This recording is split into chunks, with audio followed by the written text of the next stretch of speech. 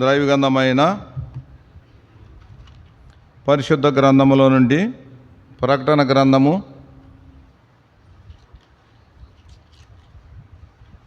21వ అధ్యాయము. ప్రకటన 21 5వ వచనం అందరికి కలిసి చదువుకుందాం. ప్రార్థనాపూర్వకంగా, మనపూర్వకంగా, హృదయపూర్వకంగా. ప్రకటన గ్రంథము 21వ అధ్యాయము 5వ వచనం. అప్పుడు సింహాసనాసీనుడైన వాడు, ఇదిగో సమస్తము నూతనముగా చేయుచున్నానని చెప్పెను. మరి ఈ మాటల నమ్మకమును నిజమునై ఉన్నవి గనుక రాయమని ఆయన నాతో చెప్పుచున్నాడు. ప్రభు సాయంకాలం మోకరిద్దాం, ప్రార్థించుకుందాం. ప్రేమ కలిగిన మా ప్రియ పరలోకపు తండ్రి, దయగల మా దేవా, నిన్న నేడు ఏకరీతిగా ఉన్న మా తండ్రి, కృపా సత్య సంపూర్ణుడా, మిక్కిలి కనికరం కలిగిన మా దేవా, ఇంతవరకు మాతో మాట్లాడిన దేవా, నిన్ను నాయన అనేకులు ఆరాధించగలిగిన బిడ్డలందరిని బట్టి కూడా స్తుతిస్తున్నాం ప్రభా. ఒకప్పుడైతే మా జీవితంలో దుర్నీతిని ఆధారం చేసుకొని, అదే దైవత్వం అనుకొని, అదే మోక్షం అనుకొని జీవిస్తున్న మమ్మల్ని తండ్రి, నిత్యనానికి పాత్రైన మమ్మల్ని ప్రభా, నా జీవితంలో కూడా నువ్వు ఈరోజు నాయన సత్యవంతుడుగా, నిత్యవంతుడుగా, నీతిమంతుడైన దేవుడైన నీ కుమారుని ద్వారా ఈరోజు తండ్రి నన్ను కూడా నీతిమంతుడు లెక్కలో చేర్చిన విధానాన్ని బట్టి స్తుతిస్తున్నాం ప్రభా. నాయన తిరిగి నాయన ఈ బలను మేము సమీపిస్తుండగా మమ్మల్ని మేము విమర్శించుకొని, మమ్మల్ని మేము పరీక్షించుకొని, మమ్మల్ని మేమే ప్రతిష్ఠించుకొని తండ్రి నీ బలలో యోగ్యంగా చేయవేటుకు నీ కృపానుగ్రహించమని ప్రార్థిస్తున్నాం.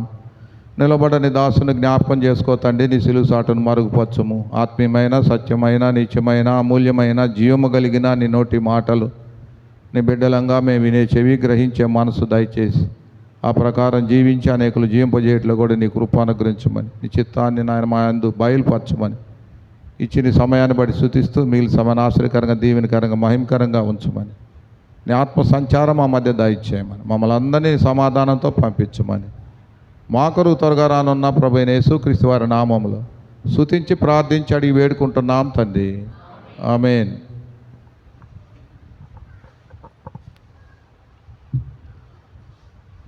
ఈ రోజున నేనైనా, నువ్వైనా, ఇక్కడ చేరి వచ్చిన మనం ఎవరమైనా సరే ఎక్కడ కట్టబడ్డామమ్మా? మనము యేసుక్రీస్తు అనే ఆ పునాది మీద మనం కట్టబడ్డాం. దేనికి మనం కట్టబడ్డామనేది మనం గమనిస్తే మనం చూసాం. ఒకప్పుడు ఎక్కడ కట్టబడ్డామో ఇప్పుడు దేవుడు నీ ఎడల, నా ఎడల ఆయన అగాపే ప్రేమ, హేతువు లేని ప్రేమ, అలాంటి ప్రేమతో మనల్ని ప్రేమించిన వాడుగా ఉన్నాడు. అయితే అలా ప్రేమించి ప్రాణం పెట్టి విమోచించి ఈరోజు భూమి మీద శేషంగా ఎవరిని పెట్టాడమ్మా? నిన్ను నన్ను యేసుక్రీస్తులుగా పెట్టాడు. యేసుక్రీస్తు లోకానికి పుడితే మనకేముందమ్మా? ఏ క్రిస్మస్ అయినా, ఏ మాస్ అయినా, ఏస్ట్ మనకెందుకు? నువ్వు పుట్టావా లేదా? నువ్వు ఆయన కొడ్డువా కాదా?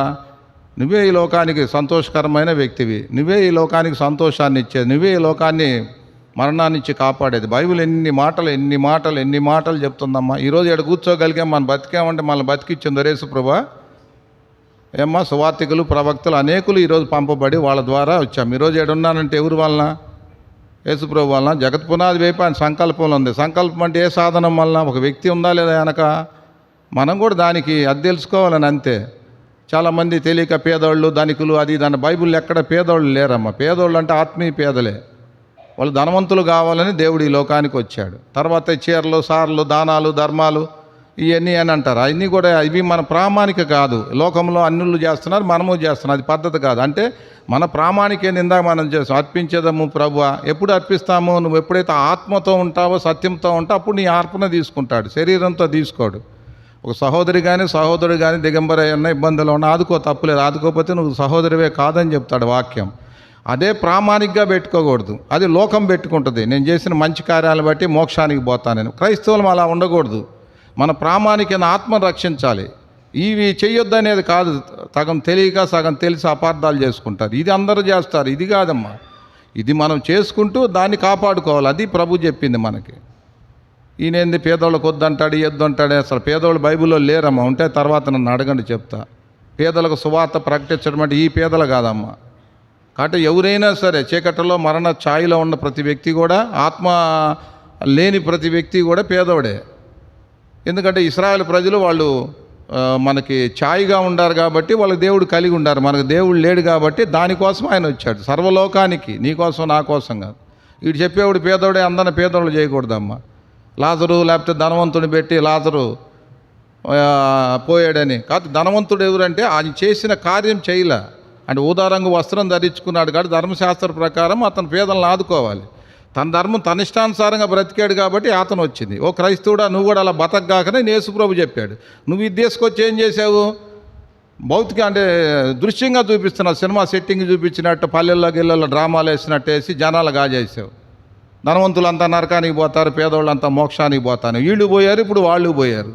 వాళ్ళేమో నీ దగ్గరికి రావట్లా ధనవంతులు, పేదోళ్ళేమో ఆడకపోవట్లా. ఎందుకని? మా దేవుడు మా కోసం పుట్టాడు మా అని ఇది. కాబట్టి మనకు ఆధారం బైబిలే, వ్యక్తులు కాదు. ఎడెవరు భక్సింగ్ గారు వచ్చినా కానీ పౌలు గారు కూడా కాదు, పేతురు గారు కూడా కాదు. ఎవరు మనకేడా? వాక్యమే మనకు ఆధారం. పౌలు గారు ఏం చేసి పేతుర్ని ముఖాముఖ గద్దించాడు. ఓ పేతురు, చూస్తానికి నువ్వేమో ఆత్మ అని చెబుతావు, మళ్ళీ యూదులు గాలికి వచ్చేళ్ళకి మళ్ళీ శరీరం అంటాం, దులిపాడా? కాబట్టి మన మనుషులు కాదమ్మా. ఎవడు పౌలు, ఎవడరా అపోలా, ఎవడరా కైపాన, ఎవడరా అన్నాడు 1 కొరింథీ 3వ అధ్యాయంలో. ఎవడరా? వీళ్ళు ప్రాణం పెట్టారా, నేను విమోచించాడా? కాకపోతే ప్రభువే మనకి, తండ్రి అయిన దేవుడే మనకి. ఇప్పుడు మనకేమైందో తెలుసమ్మా, దేవుడికి పుట్టినోళ్ళు ఎవరు లేరు, దేవుడు పుట్టిన సేవకులు లేరు. సేవకుడి నుంచి సేవకుడే పుడుతున్నాడు. అర్థమవుతుందా? సేవకుడి నుంచి సేవకుడే పుడుతున్నాడు. ఇప్పుడు నేను సేవకుడిని అనుకో, నాకు పుడుతున్నారు నా పిల్లలు, ఆ పిల్లలు అలా పుడుతున్నారు. కానీ అసలు దేవుడికి పుట్టినోళ్ళు లేరు. ఏంది? అదే తత్వం, అదే లక్షణాలు, అదే తత్వంగా ఇట్టా వస్తుంది. ఎందుకని? వినేవాడు ఉంటే చెప్పేవాడు ఏదైనా ఉంటుంది. ఆ సత్యాన్ని నువ్వు ఇక్కడికి వచ్చావనుకో, అది సత్యమా మనకు అర్థమవుతుంది. అది మనం గమనించుకోవట్లే ఇంకా కూడా. అసలు మర్చిపోయారు. అసలు బైబిల్ ఇంతకుముందు ఏం చెప్పేవాళ్ళు? నాకు తెలిసిన చిన్న సువార్తలు చెప్పారు, పత్రికలు చెప్పేవాళ్ళుగా. సువార్తను ప్రభుని వదిలేశారు.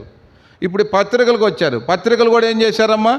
వదిలేశారు. ఇప్పుడు ఎక్కడికి వచ్చారు? వ్యక్తుల మీదకి వచ్చారు. ఆయన సావాసం, ఈయన సావాసం, ఫలానాయన మీరు చూస్తున్నారు కదా. అవసరమైతే వాళ్ళ కోసం పొడుచుకునేటట్టున్నారు, అవసరమైతే వాళ్ళ కోసం ప్రాణాలు ఇచ్చే ఉంటున్నారు. అంటే ఫ్యాన్స్ అయిపోయిన చివరికి ఆత్మ సంబంధమైన, పరసంబంధం, దైవికమైన దేవుని యొక్క ప్రాణం అనేది ఈరోజు మనుషులమైన మనము ఆయన బిడ్డలమైన విలువ లేకుండా చేశాం. కాబట్టి సమాజంలో మనం విలువ లేకుండా పోవటానికి గల కారణం అది. ఇక్కడ మన తలంపుగా ఇక్కడ ఏం చెబుతున్నాడు? ప్రకటన గ్రంథంలో 21వ అధ్యాయంలో 5వ వచనంలో ఏమని చెప్తున్నాడంటే, మనము నూతనము అంటున్నాడు. అంటే ఈ సంవత్సరం మనకు వచ్చే వాగ్దానం కూడా అదే, మొదటి వాగ్దానం. నూతనం అంటే ఎప్పుడు ఏ వ్యక్తి నూతనంగా ఉంటాడో ఆ విషయాలన్నీ కూడా నమ్మమని చెప్తుంది ఆ వాక్యం. 5వ వచనం ఏం చెబుతుందామో చక్కని మాటలు గమనిస్తే అక్కడ, అప్పుడు సింహాసనాసీనుడైన వాడు, ఇదిగో సమస్తము నూతనమిగా చేయుచున్నానని చెప్పెను. మరియు ఈ మాటల నమ్మకము నిజమునయ్యును గనుక రాయమని ఆయన నాతో చెప్పాను. ఏది నూతనమైంది, ఏది అంటే అర్థమైందండి. ఇంతకుముందు మనమంతా ఎవరుగా ఉన్నాం, మన పరిస్థితి అంతా చూసాం. ఎవరుగా ఉన్నాం? మనమంతా కూడా దుర్నీతిని ప్రేమిస్తూ దుర్నీతిలో బతుకుతూ వచ్చాం. అలాంటి మనల్ని ఏం చేశాడమ్మా దేవుడు? నీతి కలిగి దేవుడు. ఆయన దుర్నీతిలోకి వచ్చి మనల్ని ఏం చేశాడు? దేవుడు నీతిగా చేశాడు. ఇప్పుడు దేవుడు నీతిగా చేసిన మనం ఇప్పుడు ఏం చేయాలి? ఆ నీతిని మనము జరిగించేవారిగా ఉండాలి. ఎవరమైతే ఆ నీతిని జరిగిస్తామో ఆ జరిగించిన వ్యక్తి ఈ యాత్ర ముగిసిందనుకో, ఆయనందు మనం నిద్రించిన వరకు ఉంటాం. ఆయన వస్తే ఎత్తుపడతాం. ఒకవేళ మనం బ్రతికి ఉన్నామనుకో మార్చబడతాం. అప్పుడు ఆ వ్యక్తి ఎవరైతే ఉంటారో ఆ వ్యక్తిని నూతనముగా అంతా అయిపోయిన తర్వాత ఈ గ్రంథం చెప్పబడుతుంది. యోహాన్తో రాయమని అక్కడ అడిగిన దానికి ఆ దేవదూతతో రాయమని మనకు అర్థమవుతుంది. కాబట్టి ఈ రోజున మనము ఆ నూతనమైన ఆ కొత్తదైన అక్కడ మనం ఆయనతో పాటు మనం ఉండాలంటే మనకి ఎవరు ఆధారం కాదు, మనకు ప్రభు అయిన యేసుక్రీస్తు వారు. జీసస్ ద వే, ఏసే మార్గము, ఏసే సత్యము, ఏసే జీవము. ఇంక ఏ వ్యక్తి మనకి అది నిర్ధారించుకోవడం లేదు. పౌలు గారు ఉండారో లేదు, ఇంకొక పేతురు గారు ఉండారో మనకు అనవసరం. మనకు ప్రభు ఉండాడా లేదా మనకు అది అవసరం. కాబట్టి ఆ ప్రభు ఏం చేశాడు? నిన్ను పౌలులాగానో పేతురులాగానో అపోస్తుల్లాగానే నన్ను కూడా ఆయన ప్రాణం పెట్టి అందరిని విమోచించాడు. ఇక్కడ ఎక్కువ తక్కువ అనేది అంతా కూడా మనం ఒక్కటే. అయితే ఇక్కడ ఇదే చెప్తాడు, ఒకప్పుడు మనం ఎలాంటి వారమని. యోహాన్ రాసిన మొదటి పత్రిక 4వ అధ్యాయం 10వ వచనంలో గమనిస్తే, మనము దేవుని ప్రేమించితమని కాదు కానీ తానే ఏం చేశాడమ్మా? మనల్ని ప్రేమించి ఈరోజు నీ కోసం నా కోసం. అంటే పాపం అంటే ఏందమ్మా?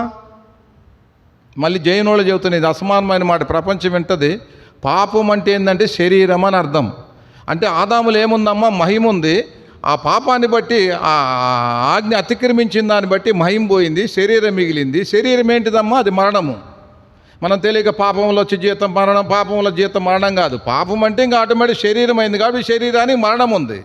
అయితే ఇప్పుడు ఏం చెప్పాడమ్మా ఈ మాట అక్కడ గమనిస్తే, మనము ఆయన ప్రేమించమని కాదు, ఆయనే మనల్ని ప్రేమించి మన కోసం ఏం చేశాడమ్మా అంటే, మన శరీరం అర్థం చేసుకోండి, శరీరానికి మరణం ఉంది కాబట్టి ఆ మరణమైన శరీరాన్ని ఈరోజు ఏం చేశాడు తల్లి దేవుడు, నిత్య జీవాన్ని మనకు అనుగ్రహించి ఆయనకి మనకేం చేశాడు, అప్పగించిన పని అప్పగించి, యేసుప్రభుకి ఏ పని అయితే తండ్రి అయిన దేవుడు అప్పగించాడో ఆ కొద అక్కడ అంటాడు. కొలసీలు రాసిన పత్రిక చూడమ్మా 1వ అధ్యాయము 24వ వచనం తల్లి.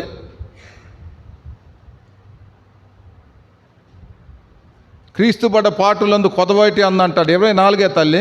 చదువు తల్లి, అసమానమైన మాట.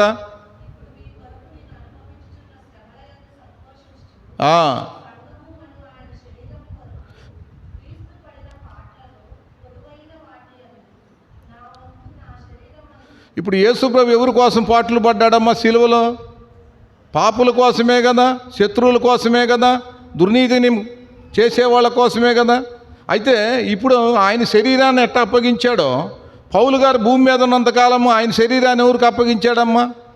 యేసుప్రభు ఏదైతే కొద ఉంచాడో ఆయన ఇచ్చాడు. ఇప్పుడు మనకేం చెప్తున్నాడు? మనం కూడా ఏమయ్యాం, ఇప్పుడు ఆయన శరీరంలో ఆగలిగాం కాబట్టి మనం కూడా ఏం చేయాలి, మన శరీరాన్ని ఒకళ్ళొకళ్ళు ఏం కావాలి, పరామర్శించుకునేలాగన, అది క్షేమాభివృద్ధి పొదిగేలాగన, అనేక ఆత్మలు ఆ సంఘములోకి వచ్చేలాగన మనం కూడా ఏం కావాలి తల్లి, పడాలా లేదా? మళ్ళీ నువ్వేంది ఆడబడుతున్నావు? నువ్వు కలెక్టర్ కావచ్చు, డాక్టర్ కావచ్చు, రాజకీయ నాయకుడు కావచ్చు, ఇంకా ఎవరో కూలోడు కావచ్చు, నాలోడు కావచ్చు, ఎవడైనా ఎవరమ్మా జీవం గల సంఘమే. ఆ సంఘంలో బ్రతకాలి, సంఘం కోసం చచ్చిపోవాలి, ఆ సంఘమే పరిశుద్ధుల సంఘం గుర్తుపెట్టుకోవాలి. పాత నిబంధన ఏం చెబుతుంది? ఏ వ్యక్తి అయితే దేవుడు నమ్మకంగా ఉంటాడో, దేవుడిని ఏ వ్యక్తి సేవిస్తాడో ఆ వ్యక్తి ఏమవుతాడు, ఆశీర్వదించబడతాడు, గొప్పవాడు అవుతాడు. మంచిదే. ఆ వ్యక్తి గొప్పవాడైతే ఏమొస్తుంది? ఆ వ్యక్తి కుటుంబం డెవలప్ అవుతుంది, ఆ కుటుంబానికి వస్తుంది. అది కాదు కదా, నీకొకటి నాకొకటి కాదు, అది కాదు కదా. ఇదేంటిది? ఈ ఇంటిలో ఎవడున్నా ఒక ఇంటి వారమే మనం, పెద్దోడైనా చిన్నోడైనా సమానము. లేకపోతే నువ్వు ఆ ధనవంతుల లెక్కలోనే ఉంటావు. లోకంలో అనేక మంది లాజర్లు ఉన్నారు, ఆత్మీయ పేదలు. వాళ్ళ విషయంలో నువ్వు పట్టించుకోకుండా నీ ఇష్టానుసారంగా నువ్వు పట్టించుకొని ఆ దేశమని ఈ దేశమని ఆ రాష్ట్రమని ఈ రాష్ట్రమని మనం చదివించుకొని ఇవన్నీ మనం చేసుకుంటా ఉంటే అప్పుడు నువ్వు ఎవరుగా ఉన్నావు? సంఘంలో ఉన్నావా? తిరిగి జన్మించావా? నా మాట కాదు, వాక్యం చెప్తుంది పౌలు గారు. కాబట్టి అలాంటి వారైన దేవుడు భూమి మీద ఏం చేశాడు మనల్ని? అది అందుకని ఏమంటున్నాడు బల్లా 1 కొరింథీ 11వ అధ్యాయము 23, 24, 25 నన్ను జ్ఞాపకము చేసుకున్నట్టుకు దీన్ని చేయుడి. ఏం జ్ఞాపకం చేసుకోవాలి? నీకోసం నేను ఇరవబడ్డాను, నీకోసం నేను కొట్టబడ్డాను, నీకోసం నేను పొడవబడ్డాను, నీకోసం నేను రక్తం కార్చాను, నీకోసం నేను మూవేయబడ్డాను, నీకోసం నేను బక్కలో బల్లెపోటు పడ్డాను, నీకోసం ముళ్ళ కిరీటం నేను పెట్టబడ్డా. నన్ను జ్ఞాపకం చేసుకో. ఈరోజు నీ స్థితికి వచ్చామంటే, ఈరోజు నాతో నువ్వు ఉన్నావంటే దీనికి కారణం ఎవరు? నేనే. కాబట్టి నేను వచ్చే వరకు నువ్వేం కావాలి? సిద్ధపడుండు. అటు ఇటు చూడగాకో, నీ పవిత్రతను కాపాడుకో. నేను అపవిత్రం చేసేది లోకమే, కుటుంబమే, భర్తే, భార్యే, పిల్లలే, వ్యవస్థే, ఉద్యోగమే. ఎవరు చెబుతున్నారా మీ మాట?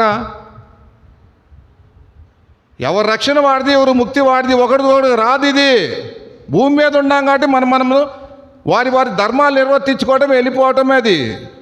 అయితే ఏమన్నా, నేను వచ్చే వరకు అంటే ఏంది? సిద్ధపడి ఉండు, పవిత్రతను కాపాడుకో. ఒకవేళ నేను లేట్ అయిందనుకో, ఏసీ వేసుకొని పడుకోగాకు. నేను నీకేం చేశానో, నా మరణాన్ని 26 అంటారు, అనేకులకి ప్రచురం చేయి, పునరుద్ధానాన్ని, సువార్తను చెప్పు. నా కోసం పౌలు గారు చెప్పాడు. పౌలు గారు ఈరోజు నిన్ను ఇక్కడ కూర్చోబెట్టాడు. నువ్వు ఎంతమందిని కూర్చోబెడుతున్నావు? ఎంతమంది కోసం నువ్వు పాటు పడుతున్నావు? నీ దేహం నాది, నీ జీవం నాది, నీ ప్రాణం నాది. నేను విలువ పెట్టి నిన్ను కొనుక్కున్నాను, నువ్వు నా సొత్తువి. ఎవరి కోసం నువ్వు బ్రతుకుతున్నావు? ప్రశ్న. ఎన్నాళ్ళు అవుతుంది మనం బ్రతికి? ఎన్నాళ్ళు మనం పుట్టామని చెప్పుకుంటున్నాం? కాబట్టి అలాంటి వారిగా ఎవరమైతే ఉన్నామో వాళ్ళకు ఒక వాగ్దానం చేసిపోయాడు దేవుడు. ఏ వాగ్దానం చేశాడమ్మా? యోహాను సువార్త 14వ అధ్యాయము 3వ వచనం.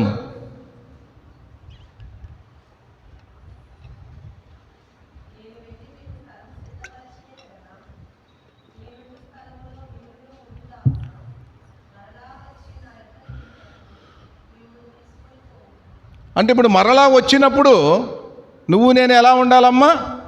పెళ్లి చేసుకుంటా, ఇల్లు కట్టుకుంటా, స్థలాలు కొనుక్కుంటా, నారు వేసుకుంటా, ఆయన ఇచ్చిన దేహంతో, పవిత్రమైన దేహముతో, మహిమగల దేహముతో, పరసంబంధమైన దేహముతో, నీతి దేహముతో ఈ లోకం అనే పెంటలో పొల్లాడుతూ దేవుని కృప దేవుని కృప అని చెప్పుకుంటూ నిన్ను ఇలా ఉండమని చెప్పాడా దేవుడు? ఏం చెప్పాడు తల్లి? ఏం చెప్పాడు? హెబ్రీలు రాసిన పత్రిక 9వ అధ్యాయము 28వ వచనం చూడమ్మా.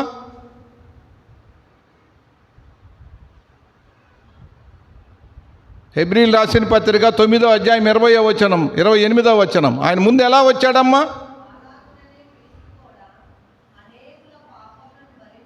ఇప్పుడు వచ్చాడు, బరాయించాడు, నిన్ను కూర్చోబెట్టాడు ఇక్కడ జాయిల్లో. మళ్ళా వచ్చేటప్పుడు ఎలా ఉండాలి చూడు.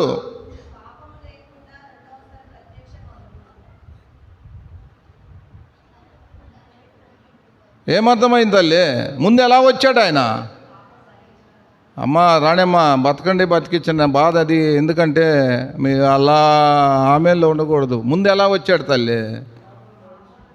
ఎలా వచ్చాడమ్మా? జయాన్ జయాన్ జయాన్ జయాన్ బాధ. ఇందాక చెప్పా, పాపం వల్ల వచ్చే జీతం మరణం. అంటే పాపం అంటే శరీరం అని చెప్పా, శరీరానికి మరణం అని చెప్పా. ఇప్పుడు యేసుప్రభు ముందు ఎలా వచ్చాడమ్మా? అసన్నా నువ్వన్నా కథ బతుకు తల్లిగా శరీరంతో వచ్చాడు, ఇంకా కేకులు కూడా కంపుపోవాలా. ఇప్పుడు ఎలా వస్తున్నాడమ్మా రెండోసారి? అంటే పాపం లేదంటే ఏంది అర్థము? శరీరం లేనివాడుగా వస్తున్నాడుగా. ఇప్పుడు క్రైస్తవుడు క్రైస్తరాలకి ఏముంది? పాపం ఉందా లేదా? క్రైస్తవుడికి పాపం ఉందా లేదా? మంచి తల్లి. ఇప్పుడు పాపం లేదంటే ఏం లేదు, శరీరం లేదు కదా. శరీరం లేదంటే నీ కోరికలు లేవుగా. మరి లేదు అంటా నీ రుజువు ఏమన్నా చెబుతావా? ఇప్పుడు నువ్వు ఆ రకంగా శరీరం లేని దానికి ఉన్నావంటే నువ్వు రక్షించబడిన దానివేగా.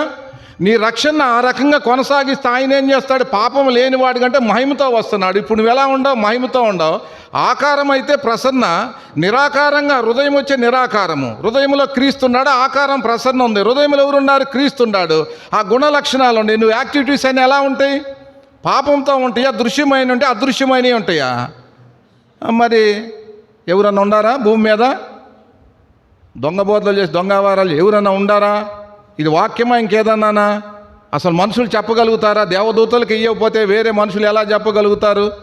ఆయన రెండోసారి ఎలా వస్తున్నారు? శరీరం లేనివాడిగా వచ్చినప్పుడు ఎవరైతే శరీరం లేనివాడిగా ఉంటారో వాళ్ళని ఏం చేస్తాడు తల్లి? వాళ్ళ రక్షణ అంటే తెలుసు, వాళ్ళని రక్షిస్తాడని చెప్తుంది.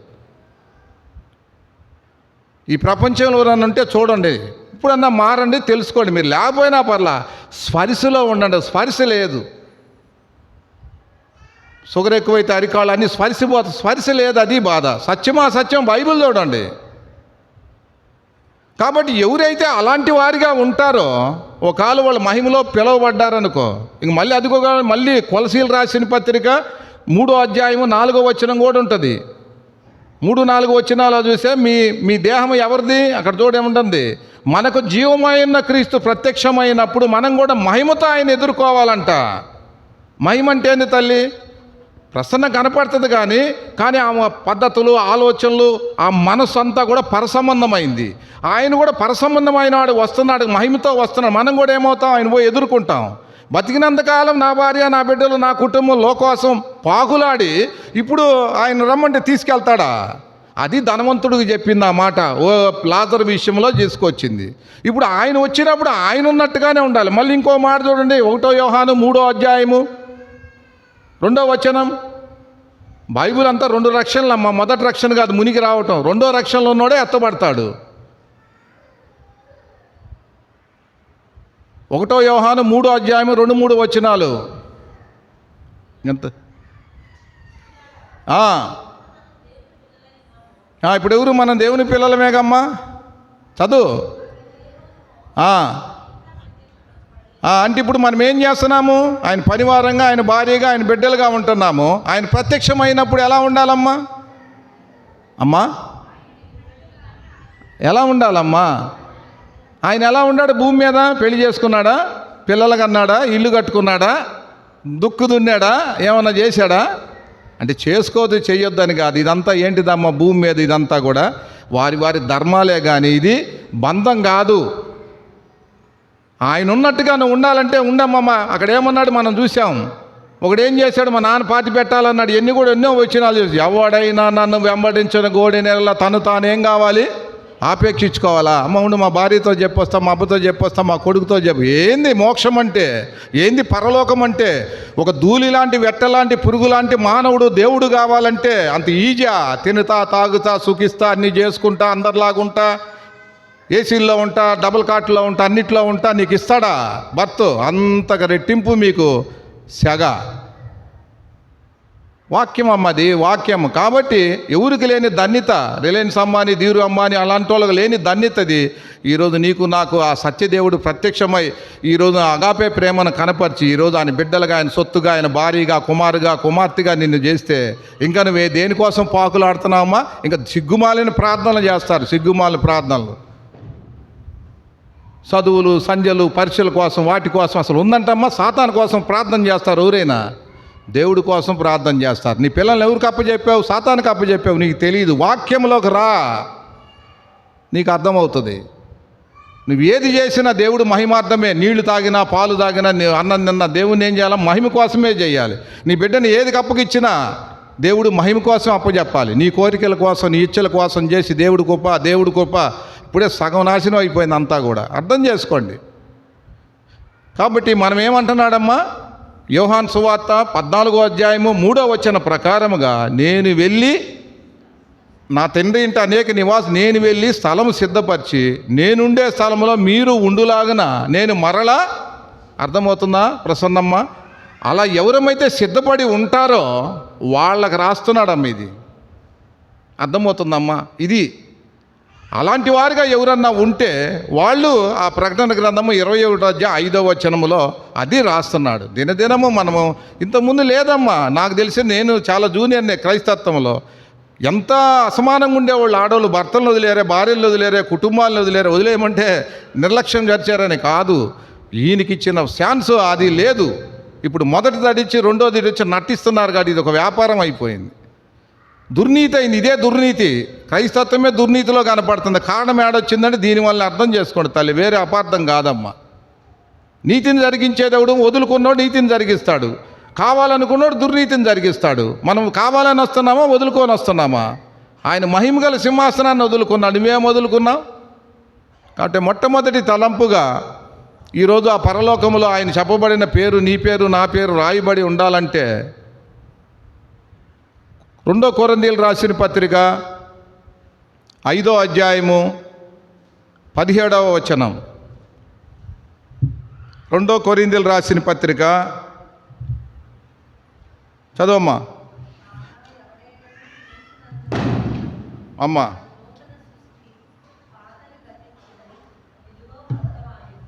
ఏమ్మా పాతవేమైందమ్మా? ఎవడైనా సరే ఏముందమ్మా?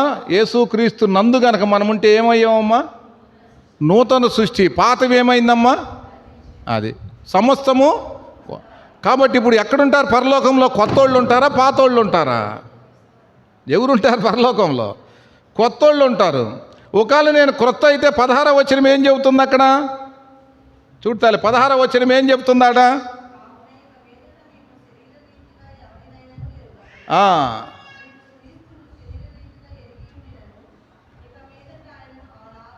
ఇప్పుడు మనం ఏం ఎరుగుతున్నాము అంటే, ఇప్పుడు యేసుక్రీస్తు ఎవరు? మరియమ్మ కొడుకో, యేసేపు కొడుకో మనం ఆ రోజు చూసాం. ఇప్పుడు మనం ఎలా ఎరుగుతున్నాము ఆయన్ని? ఆయన దైవ కుమారుడు, మెస్సియా.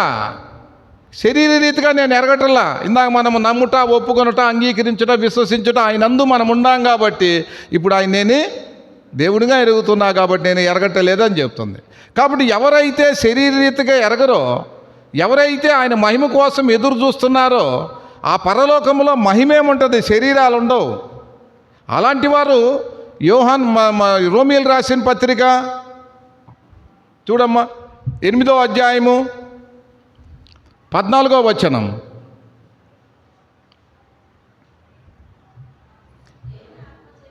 అమ్మా అమ్మా కాబట్టి ఎవరమ్మా వీళ్ళంతా కూడా? దేవుని కుమారులు దేంతో నడిపింపబడతారమ్మా? అమ్మను బట్టా, అబ్బను బట్టా, ఎవరిని తాతను బట్టా, దేన్ని బట్టి నడిపింపబడతారమ్మా?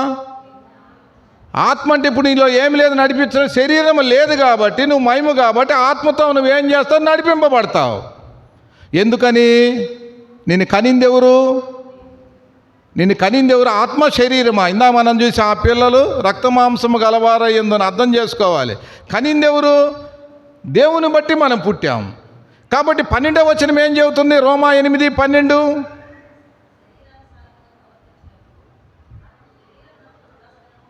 ఎవరికి రుణం అమ్మా? ముజ్జమ్మ, నీ కొడుకు ఎవరికి రుణం? నీ కొడుకులు ఎవరికి రుణం తల్లి? నువ్వు కన్నావు బట్టి నీకు రుణం వాళ్ళు. నీకు మంచి చెడ్డ చూడాల్సిన బాధ్యత వాళ్ళు, అవునా కాదా? వాళ్ళు కొడుకులు నువ్వు కన్నావు కాబట్టి శరీరాన్ని బట్టి తల్లి రుణం తీర్చుకోవాలి. ఇప్పుడు నిన్ను కనింది ఎవరు? మరి ఆయన రుణం తీర్చుకోవడానికి నువ్వు ఎవరిని దేంట్లో ఉంటున్నావు? ఇప్పుడు మరణంలో ఉంటున్నావా, జీవంలో ఉంటున్నావా? నువ్వు మరణంలో దాటించబడ్డావా, జీవంలో దాటించబడ్డావా? చూడు, అక్కడ వచ్చిన ఆన్సర్ మొత్తం ఆడే ఉంది. 12 ఏమంటుందమ్మా? మనం ఈరోజు శరీరానికి తల్లిదండ్రులు రుణం కాదు, అంటే తల్లిదండ్రులు చూడొద్దు పారేయమని కాదు. అది ఏది అన్ని జరిగేది పరిపక్వం జరిగిద్ది. నువ్వు పరసంబంధం అయినప్పుడు, దేవుని సంబంధం అయినప్పుడు ఏముందమ్మా? 13వ వచనం.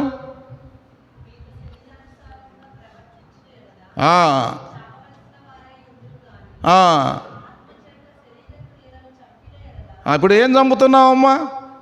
నువ్వు ఆత్మ అని చెప్పి శరీర క్రియలు చేసి ఈ లోకాన్ని చంపుతున్నావు, క్రైస్తవంలో చంపుతున్నావు. ఒక్కసారి మీ మనసు పరీక్షించుకోండి, ఒక్కసారి మళ్ళీ వాక్యం తిరగేసుకోండి, మీకు అర్థమవుతుంది. దేంతో నువ్వు ప్రవర్తిస్తున్నావు, దేనికి రుణం ఉండవు, ఎవరు రుణం తీర్చుకుంటున్నావు. కాబట్టి నువ్వు ఒకవేళ రుణం తీర్చుకొని ఒకవేళ వచ్చినా అది నిలబడుతుందా? దృశ్యమైంది నిల్చుంటుందా? అదృశ్యమైంది నిల్చుంటుందా? కాబట్టి మొట్టమొదటి తలంపుగా ఏ వ్యక్తి అయితే నూతన సృష్టిగా చేయబడ్డాడో, పాత జీవితం గతించిందో, కొత్త జీవితంలో ఆ కొత్త జీవితమే పరలోకంలో ఉండేది. ఎవరు వాళ్ళంటే ఆత్మను బట్టి నడిపింపబడిన వారు. ఎవరంటే దేవుని కుమారులు కావచ్చు, దేవుని కుమార్తెలు కావచ్చు. శరీర క్రియలను ఎవరమ్మా? విసర్జించిన వారు, ఆత్మను అనుసరించి నడిచేవాళ్ళు. నువ్వు ఆత్మను తాకట్టు పెట్టి శరీర క్రియలతో నువ్వు నడుస్తూ అదే సత్యం అని చెబుతూ ఆ సత్యానికి ఒత్తాస పలుకుతూ జిందాబాదులు కొట్టుకుంటూ అబ్బా అబ్బా అబ్బా అని చెప్పి గంతులేస్తూ నువ్వు నాశనమై అనేకుల నాశనానికి కారణమవుతున్నావు. గల్తీలు రాసిన పత్రిక 5వ అధ్యాయము 25వ వచనం ఏం చెబుతుందమ్మా?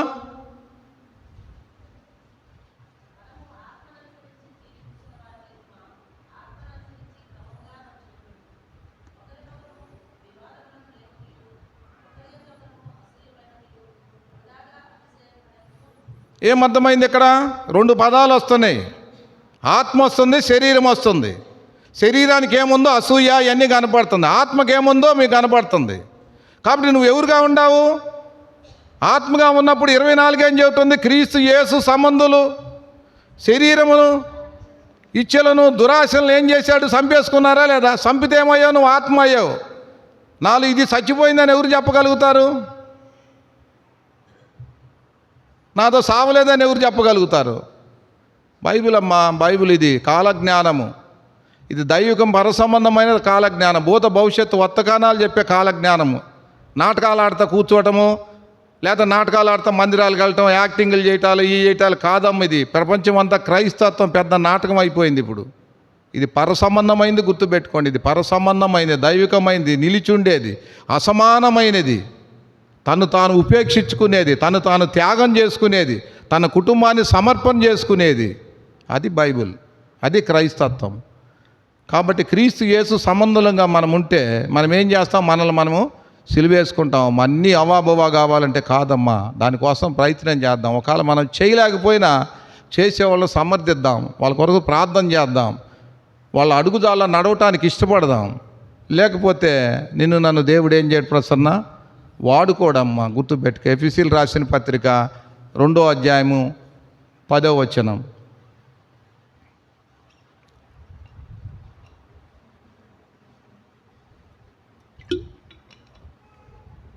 చదువు తల్లి. ఎఫెసీయులకు రాసిన పత్రిక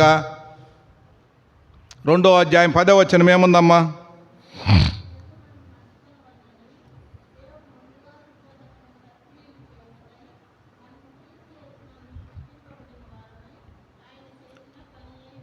అర్థమవుతుందమ్మా?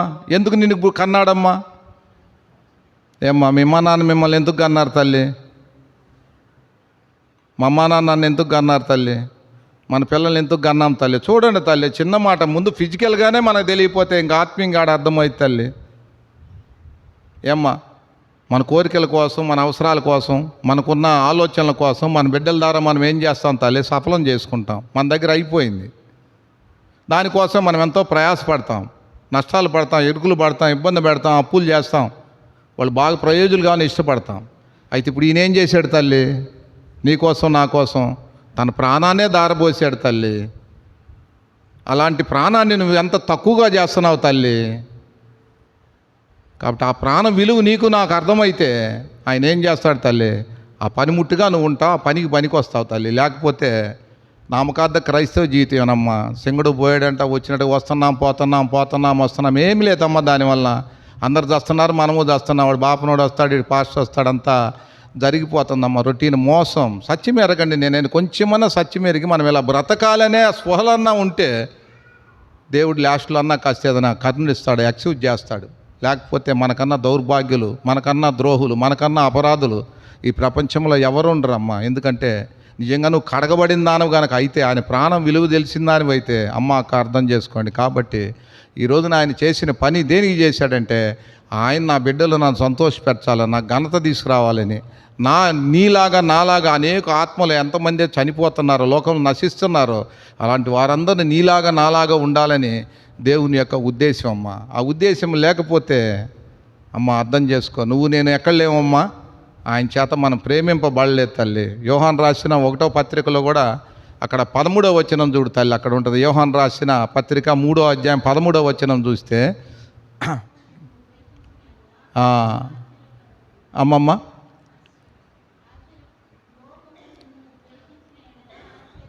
అద్దమ్మా, లోకం ఎప్పుడు దేశిచ్చిద్ది తల్లి?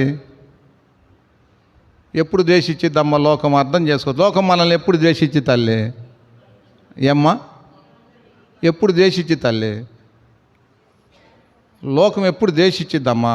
అమ్మ మీరు ఏమనుకోగాకండి, వేరే మాట ఒక మాట. ఇప్పుడు మా శాసం ఉంది, శాసం వల్ల ఆయన ఎవరమ్మా? లోకము, పరలోకము.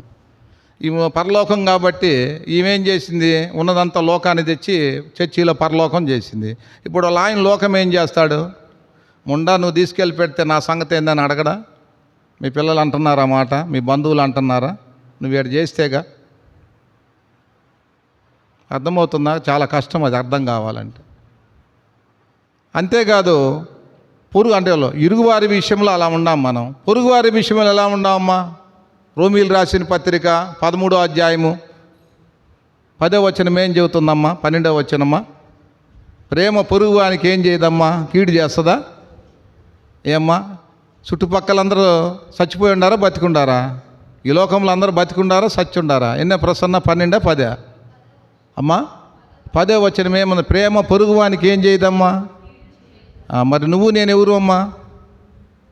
కీడు నుంచి తప్పింపబడ్డాళ్ళమేమగమ్మా, మరణంలోంచి జీవంలో దాటింపబడ్డాళ్ళమేమగమ్మా. ఆ దాటింపు, ఆ ప్రేమ నీలో ఉంటే, ఆ తండ్రి ఎవరో నువ్వు ఎరిగి, ఆ దేవుడు ఎరిగి ఉంటే నువ్వు నేనేం చేస్తాను తల్లి? మీ ఆడబిడ్డలో బావలు అనేకులు వీళ్ళంతా ఏడ ఉండారు తల్లి? లోకంలో ఎవరైనా ఎక్కడ ఉండారు తల్లి? మరణంలో ఉండారా లేదా? నిజంగా నువ్వు ప్రేమింపబడిన దానవు వాడబైతే, తిరిగి జన్మించిన దానివైతే వాళ్ళ కీడు విషయంలో ఎలా ఉండావమ్మా? ప్రేమ కీడుని చూడండి ఎంత మాట, ప్రేమ పొరుగువాని కీడుని. అర్థమవుతుంది. ఇప్పుడు మనం ఏం చేస్తున్నాం? ఎంతమందిని హత్య చేస్తున్నాం అని చెప్పండి. నేనేం బ్రతికని చర్చికి వచ్చి నువ్వు ఆరాధనలు చేస్తే, నువ్వు కొచ్చికి ఎన్ని లక్షల డబ్బులు ఇస్తే, లేకపోతే ఎన్ని దశంభాగాలు వేస్తేనో, నువ్వు ఎన్ని బల్లలు ఉంటేనో, లేకపోతే ఎన్ని బంతులు పెడితేనో, ఎన్ని ఏం చేసినా నీ మీద నా మీద ఏముంది తల్లి? పొరుగువాని కీడుందా లేదా? ఉసురుందా లేదా? మీకు ఒక ఆశ్చర్యం, యేసుప్రభు వల్ల కూడా కాదు ఉసురు తీసేయటం. లోకంలో కొంతమంది ఉసురు తగిలిద్ది అంటారు, చూసావా? అంటే ఒక కాందారి అంటే తెలుసు కదమ్మా. కాందారి అంటే దుర్యోధనుడు తల్లి. ఆ పాండవులు కౌరవుల్లో వీళ్ళు 14 లక్షలు పాండవులు, 21 లక్షలు. అక్షానం అంటే 1,00,000 మొత్తం చనిపోవడానికి కారణం కృష్ణుడు. కాందారి శాపము కృష్ణుడు కొట్టింది. వాళ్ళు దేవుడు అనుకున్నా ఏమైంది? నా వంశము నాశనం అయింది కాబట్టి యదవంశం కూడా నాశనముగాక అంది. అంటే కాందారి యొక్క పాతిరుత్యాన్ని బట్టి కానీ, ఆ కృష్ణుడు చేసిన వాళ్ళ కుటుంబానికి జరిగిన ఉసురు కానీ ఆ కాల లోకంలో దేవుడు అనుకునే ఆయన కూడా ఏమయ్యాడమ్మా? నీచమైన మరణం పొందాడు. ఆయనకు సంస్కారాలు లేవు. ఉసురు అనేది ఎలాంటిదమ్మా? అంత భయంకరమైనది. మనకు తెలుసు సామెతలు 17:14-17 మేలుకు బదులుగా కీడు విత్తువాని ఎంట కీడు అనేది ఇప్పుడు మనం చేసే కీడు అంతా ఎంతమ్మా? తిరిగి జన్మించి సత్యాన్ని ఎరిగి మన కోసం మనం బ్రతకడం అంటే ఇంతకన్నా కీడు ఏమన్నా ఉందమ్మా? పౌలు గారు ఏం చెప్తున్నాడు? అపోస్తలకార్యాలు 20:26 ఏం చెప్పాడమ్మా? మీ నాశనం విషయమై నేను నిర్దోషిని అంటున్నాడు. మరి చుట్టుపక్కల ఎంతమంది నాశనం అవుతున్నారు? తల కీడు అంటే నాశనం అమ్మ, మళ్ళీ తిరిగి తీసుకోలేని దాన్ని కీడు అంటారు. కాబట్టి ప్రియ దేవుని బిడ్డ, ఈరోజు నువ్వు నేను ఆయన పనివారం అయ్యామంటే మనం చేయాల్సిన పని ఏంది తల్లి? ఆయన తృప్తిపరచడం అంటే ఏం తల్లి? ఆయన సంకల్పం ఏంది తల్లి? ఎవరైతే నాశనములో ఉండారో, ఎవరైతే నిత్య నరకములో ఉండారో వాళ్ళ కోసం బ్రతకాలమ్మా. ఎవరి కోసం బ్రతుకుతున్నాను చెప్పండి? అలాంటప్పుడు ఆయన నువ్వు జ్ఞాపకం చేసుకోవట్లా. వారం వారం సాంగ్యంగా వస్తున్నావు, ఆడ పెడుతున్నారు, తింటున్నావు, వెళ్ళిపోతున్నావు. ఇంకంతకన్నా ద్రోహం ఏమన్నా ఉందా తల్లి? ఆ చింతన్నా కానీ ఎవరైనా ఉన్నోడి కోసం ప్రార్థన చేయటం కానీ ఆ ఆలోచన అనేది నీలో నాలో లేకపోతే, ఆ స్పృహ అనేది లేకపోతే నువ్వు ఆయన జ్ఞాపకం చేసుకోవట్లేదమ్మా. నీకు నిత్యత్వం అనేది మన ప్రకటన 21:5 ప్రకారముగా నీ పేరు ఉండదు, అది రాయిలేడు, గుర్తుపెట్టుకో. ఆ పేరు ఉందా లేదా మరొక వచనంలో ఈ సంవత్సరం మనకి ఇచ్చిన విషయంలో జాగ్రత్త అర్థం చేసుకొని మనం క్షమాపణ కోరుకొని ఉందాం. కాబట్టి మొదటిగా నూతన సృష్టిగా చేయబడ్డ నా జీవితంలో మనం ఎలాంటి వారుగా ఉండామనేది మన ఆలోచన. రెండో మాట చూడమ్మ, గల్తీలు రాసిన పత్రిక 5వ అధ్యాయము 5-6 వచనాలు చూడమ్మా.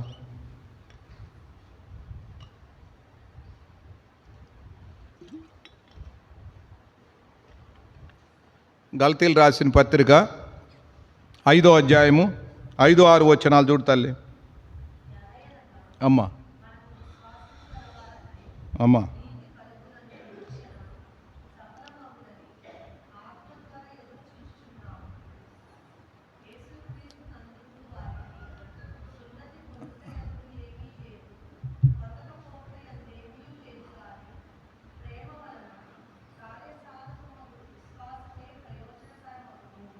దేనివల్ల నడిపింపబడుతున్నాం తల్లి అక్కడ అంటే? ఇప్పుడు మన విశ్వాసులు దేన్ని బట్టి? ఆత్మ వల్ల నడిపింపబడుతున్నామంటే అక్కడ ఏమైనా శరీర కార్యాలు ఉన్నాయా తల్లి? అంటే మనం చేసేవాళ్ళకి ఏమన్నా డినామినేషన్ అనో లేకపోతే ఏమైనా ఉందా? సున్నత చేయకూడదనో, పవిత్రతనో అపవిత్రతనో ఏమైనా ఉన్నది అక్కడ? కాబట్టి మనం దేన్ని బట్టి ఏ పని చేస్తున్నాం? దేవుణ్ణి ఆయన ప్రేమను బట్టే, మనము విశ్వాసాన్ని బట్టే, ఆయన ప్రేమ అందు మన విశ్వాసాన్ని బట్టే మనం ఏమవుతున్నాం తల్లి? నడుచుకుంటున్నాం. గుర్తుపెట్టుకోవాలి. అర్థమవుతుందమ్మా? మనం దానిని బట్టే మనం నడుచుకుంటున్నాం. నడుచుకునే అనుదిన క్రైస్తవ జీవితంలో అక్కడే మనకు ఆ విషయాలన్నీ ఉంటాయి. సున్నతి పొందటం కానీ పొందటం ఎందు కానీ ఏమీ లేదు. మనం దేనిని బట్టి ఉన్నాము? ఇశ్రాయేలీలకు ఏముంది? సున్నతి లేకపోతే మనకు తెలుసు మోషేకి కొడుకులకి సున్నత లేదు. ఏమంటే మనకు తెలుసు చనిపోయేవాడు సిఫోర్ ఏం చేసింది? వాడిగల రాయితో కోసింది. కానీ ఈరోజు మనము బాప్తిసం అనే సున్నతి ద్వారా, చేతితో చేయబడిన సున్నతితో కాదు, చేతితో చేయబడిన ఆత్మ అనే సున్నతి పొందాం. అంటే మన శరీరాన్ని మనం ఏం చేసాం? దృశ్యమైన దాన్ని వదులుకొని ఈరోజు అది విత్తనము అయిన శరీరము అది చచ్చిపోయి మళ్ళీ ఏమైందమ్మా? ఆత్మ అనే మొలకతో మనం వచ్చిన వాళ్ళం. ఆ మొలకనే ఆత్మ మనం ఏం చేయాలి తల్లి? ప్రేమతో మనం విశ్వాసం కలిగి ఉండాలి. అంటే కలిగి ఉండాలంటే ఇప్పుడు పాత రోత జీవితం ఏమైనట్టు మంది? కొలసీలు రాసిన పత్రిక 3వ అధ్యాయము 10వ వచనం. కొలసి 3వ అధ్యాయము 10వ వచనం. ఏందమ్మా ఎంతసేపు చదివారు? కొలసీలు రాసిన పత్రిక 3వ అధ్యాయము ఇంకో మాట చెప్పి ముగిస్తా, చెప్పమ్మా.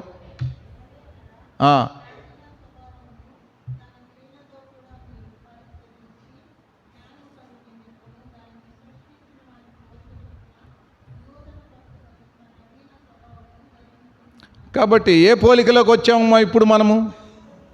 మన పోలిక ఏమైంది? పోలిక అంటే అందం కాదమ్మా, పోలిక అంటే గుణ లక్షణాలు. మన గుణ లక్షణాలు ఏం చేసాం? అదమ్మ సున్నతి అనే గుణ లక్షణాలను పాతిపెట్టి ఆత్మ అనే గుణ లక్షణాలు ఈరోజు నువ్వు నేను పొందగలిగాం. దేవుని స్తోత్రం కలుగును గాక. అయితే ఇప్పుడు ఈ ఆత్మనే సున్నతి వచ్చినప్పుడు మనం ఎలా కనపడుతున్నాం? మనము ఆకారంలో అయితే ఎలా ఉన్నాం? పలానా వ్యక్తిగానే ఉన్నాం.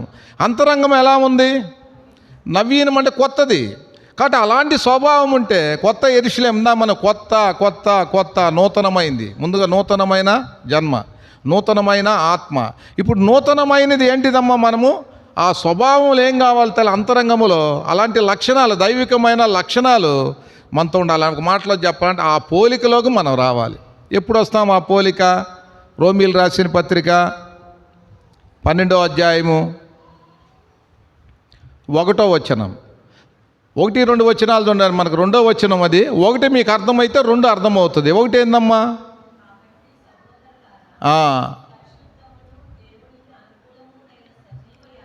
దేవుడికి పరిశుద్ధం దేంట్లో ఉంది? దేవుడు అనుకూలత దేంట్లో ఉంది? తల్లి శరీరంలో ఉందా? చూడండి తల్లి, శరీరాన్ని ఏం చేస్తున్నాడు? అర్థం, బతికుండగా నా శరీరాన్ని ఏం చేయమన్నాడు? సమర్పణ చేసుకోమంటున్నాడు. అట్టాటి సేవ కానీ అలాంటి లక్షణాలు కలిగిన వ్యక్తి దేవుడికి ఏందమ్మా? తెలివిగల్లోడు, అర్థమో దేవుడికి ఆనందం అంట అలాంటిది. ఆ వ్యక్తి అలాంటి వాడు ఎవరైతే ఉంటాడో, చచ్చబడి అంటే సున్నత లేని వాడిగా ఎవరైతే వాడు భూమిలో పాతి పెడతాడో, ఆత్మనే బాప్తిస్మంలో ఎవరైతే లేపబడతాడో వాళ్ళు ఏముండదు తల్లి? 2వ వచనము, ఈ లోక మర్యాదలు. చూడండి, ఈ లోక మర్యాదను ఎవరు అనుసరిస్తాడు? మనకు ఇప్పుడు శరీరం లేదు కాబట్టి మనకేమి లేదు. ఏమ్మా మళ్ళీ ఏముందా? మా కులపోళ్ళు, మా మతపోళ్ళు, మా బంధువు, అది ఏమైనా ఉందా? చాలాసార్లు సుందరరావుని అన్న అన్న అంటే బావ అయితే అన్న అంట. నేను అర్థమవుతుందా? మనకేమైనా ఉంటే బావలు ఎన్ని శరీరానికి ఉంటాయి. ఇప్పుడు ఏముందాడా? మా బావ కూడా అంటాడు, ఇదేంద్ర మీకు వాయు వరుసలు ఏమంటాడు. నేను కూడా ఒకప్పుడు ఎరగనప్పుడు తిట్టేవాడిని. ఇప్పుడు ఏముంది అక్కడ? లోక మర్యాదలు ఎవరికి ఉంటాయి సర్లే? శరీరం ఉన్నోళ్ళకి ఉంటాయి. ఇప్పుడు నీకు శరీరం లేదా, ఆత్మమై కాబట్టి దేవుని పోలికలో ఉండవు కాబట్టి ఏం చెబుతుంది? చదువమ్మా, ముక్క ముక్క ముక్క ముక్క విభజించుకోండి, మీకు అర్థమవుతుంది.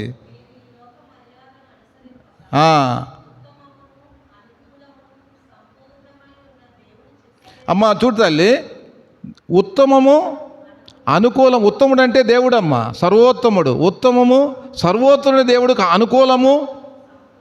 ఆయన ఏంది మనలాగా సంపూర్ణమైంది ఏందమ్మా? అర్థమవుతుందా? ఆయన చూడు, ఎప్పుడైతే ఈ శరీరాన్ని వదులుకుంటావు అప్పుడు మేమవుతావు. అప్పుడు మేమవుతావు? మనస్సు మారి రూపాంతరం చెందుతావు. ఇది రూపాంతరం చెందటం అంటే ఏంది? మనిషినైతే నేను అంతరంగంలో ఏమైంది? మార్పు వచ్చేసి రూపాంతరము. రూపం అదే, అంతరంగంలో ఏమొచ్చింది? మార్పు వచ్చింది. వీళ్ళేంద్రా తూర్పు వెళ్తుంటే వీడు పరమటి వెళ్తున్నాడు, వీళ్ళు పరమటి వెళ్తే వీడేంద్రా దక్షిణం వెళ్తున్నాడు. అర్థమవుతుందా? ఆ మార్పే ఎక్కడ తీసుకొచ్చింది చూడు తల్లి. అదే చదువు, చక్కగా మళ్ళీ చదవండి. ఇంకా మర్యాద అయిపోయింది. నువ్వు సచ్చి కనుక ఉంటే, సున్నత లేకుండా నువ్వు ఆత్మతో అభిషేకం కనుక పొందికుంటే, తిరిగి జన్మించి కనుక ఉంటే, ఇక నీకు మర్యాద లేకుండా శరీరం లేదు కదా. లేని వ్యక్తి ఏం కోరుకుంటున్నాడు దేవుడు? అదే చదువు తల్లి. దేవుడు చిత్తాన్ని పరీక్షించేది ఎవరు? శరీరం కాదు కదా, లోకం కాదు కదా. అర్థమవుతుందా? అయితే నువ్వు ఏ విషయంలో లోక మర్యాదలు వదిలేసావు అంటే ఇంకా నువ్వు ఎక్కడున్నావు? లోకంలో ఉండావా లేదా? వాటిని నువ్వు వదిలేసి దేవుడి చిత్తంలో ఎప్పుడైతే ఉంటావో అది ఉత్తమమైనది, అనుకూలమైనది, పరిపూర్ణమైనది. ఆ మనసు మారి, ఆ పదం చూడండి, మనసు మారి. అది ఇంతకుముందు మన మనసు ఏం చెప్పాం ఆరాధనలో. ఇప్పుడు మన మనసు మారింది కాబట్టి రూపాంతరంలోకి వచ్చాం, యేసుప్రభులోకి వచ్చాం. యేసుప్రభే నువ్వు, నువ్వే యేసుప్రభు, గుర్తుపెట్టుకో. కాబట్టి అలాంటి రూపాంతరం ఎవరైతే చెందుతామో వాళ్ళు ఎలా ఉంటారు తల్లి? ఏమ్మా? ఎఫెసీ 4వ అధ్యాయం 24వ వచనం ప్రకారముగా వాళ్ళు దేవుని పోలి నడుచుకుంటారు. కొలసీలు రాసిన పత్రిక 5వ అధ్యాయము 1వ వచనం కూడా ఏముందమ్మా? మీరు ప్రియులైన పిల్లల వలె దేవుని పోలి. అక్కడ యేసుప్రభు ఏం చేశాడు? 2వ వచనములో మనము మిమ్మల్ని ప్రేమించి మీరు పరిమళ వాసనగా ఉండాలని తను తాను బలిగాను అర్పణగాను దేవుడికి. ఇప్పుడు రోమా 12:1 ప్రకారంగా మనమేం కావాలి? దేవుడికి యేసుప్రభులాగా బలిగా మనం ఎప్పుడైతే అర్పించుకుంటామో, ఎఫెసీ 5:1 ప్రకారంగా మనం ప్రియుడెవరమ్మా? ప్రియుడెవరమ్మా? యేసుప్రభు వారు ప్రియుడైన పిల్లలంటే అర్థం చేసుకో తల్లి, అలాంటి వారిగా ఉంటాము. అప్పుడు నీలో నాలో ఏముంది తల్లి? కొత్తదనం వచ్చింది, క్రొత్త సృష్టిలో వచ్చాం. కాబట్టి ఇప్పుడు మనము పరలోకం, మాకు జీవ గ్రంథంలో ఏముంటుంది తల్లి? మన పేరు అక్కడ రాయమనేది గుర్తుపెట్టు. కొత్తదనం లేకుండా, మనసు మారకుండా, రూపాంతరం చెందకుండా నువ్వు నేను ఏం చేసినా సరే నువ్వు మళ్ళీ అర్థం చేసుకో. కాబట్టి ఈ పదము చాలా, అది మూడో మాట మనం గమనిస్తే, మూడో తలంపుగా మన రూపాంతరము చెందుట ద్వారా, దేవుని యొక్క పోలికలో వచ్చుడు ద్వారా ఈరోజు మనం నూతనపరచబడి ఆ నూతనమైన ఆ పరలోకములోనికి, ఇందాక యేసుప్రభువారు యోహాను 14:3 ప్రకారముగా ఆయన ఇచ్చిన వాగ్దానాన్ని మనము పొందగలుగుతాం. మొదటిగా నూతన సృష్టిగా చేయబడాలి, రెండో మాట ఆత్మతో మనం నడిపింపబడాలి, మూడోది ఏం కావాలమ్మా? రూపాంతరము మనము పొందేవారిగా ఉండాలి. గుర్తుపెట్టుకో. ఇంకొక మాటతో నేను ముగిస్తా.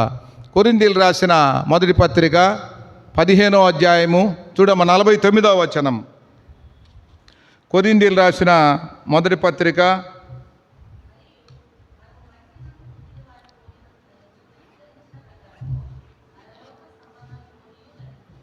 ఏమ్మా ఇప్పుడు ఏం ధరించుకున్నాం తల్లి? అమ్మా అదే చూడు తల్లి, ఏముందాడా? మట్టి నుంచి ధరించుకుంది ఎవరు తల్లి? ఎవరమ్మా? ఆదాము కదా తల్లి. ఇప్పుడు కడదమాదాం ఏంది? ఎవరిని ధరించుకున్నావు తల్లి? ఇప్పుడు కొత్తదనం ఉందా, పాతదనం ఉందా? ఏమ్మా 45 ఏం చెబుతుంది? ఇంతకుముందు ప్రాణిగా బతికాము, ఇప్పుడు ఎలా బతుకుతున్నాను తల్లి? జీవింపజేయు అద అనేకులు జీవించేవారిగా చేస్తున్నాం, అంటే అమరులంగా బతుకుతున్నాం. అంటే పాతదనాన్ని కొత్తదనాన్ని తేడా చూపించాడా లేదా పౌలు? ఏమ్మా చూడ 49 ఏముంది? మట్టి ఏమైంది? ఇప్పుడు కొత్తది వచ్చేది, నూతన పరచబడింది, యేసుక్రీస్తు అయింది. అయితే ఆకారం ఎలా ఉన్నాము? యేసుక్రీస్తు లాగానే ఉన్నాం, కానీ మన మనసు చూసాం కదా, క్రొత్తదనం అన్నమాట. కాబట్టి మనము అంతము జీవులుగా బతికాము, ఇప్పుడు జీవింపజేయు ఆత్మలుగా బతికాము. ఎందుకు చేశాడంటే మనము అలాంటి పనివారిగా ఉండాలని దేవుని యొక్క ఉద్దేశము. యేసుప్రభు వారు ఏమైందమ్మా? యోహాను సువార్త 17వ అధ్యాయము 4వ వచనం.